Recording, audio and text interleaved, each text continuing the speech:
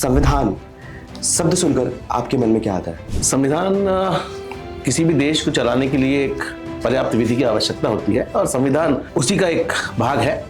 यदि भारत के लिए हम बात करें तो भारत के हर नागरिक का जीवन है भारतीय संविधान। नए देश को संविधान की आवश्यकता क्यों पड़ती है? देखिए, किसी भी चीज को सुचारू रूप से चलाने के लिए कुछ नियम होना चाहिए और वो नियम ऐसे हों जो सर्वोपरि हों, सर्वोच्च हों, और ऐसे नियमों को जो संग्रह होता है वही संविधान होता है। और देश को चलाना, उस देश के लोगों के अधिकार, उस देश की व्यवस्था, ये सारी चीजों के बारे में जो है उस देश का संविधान लोगों को बताता है और उसको कैसे आगे बढ़ना चाहिए, कैसे विकास करना चाहिए, इसके बारे में मार्गदर्शन प्रदान करता है। आप बता सकते हैं सर कि संविधान सभा क्या थी और ये कैसे गठित हुई?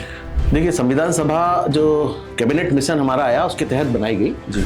जब देश को आज़ाद करने की बात आई, इतने समय की गुलामी से जब यह हुआ तो एक व्यवस्था बनाना जरूरी थी और उस व्यवस्था को बनाने के लिए एक समिति होनी चाहिए। जी सर।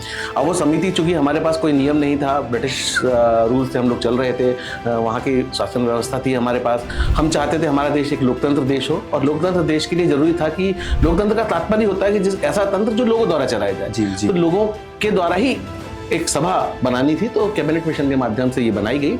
और चूंकि उस समय लगभग हम 380 के करीब प्रांतों में बटे हुए थे, तो सभी जगह से, रियासतों और प्रांतों से लोगों का प्रतिनिधित्व किया गया और वहाँ से लोगों को नामांकन कर वो सभा का निर्माण किया गया।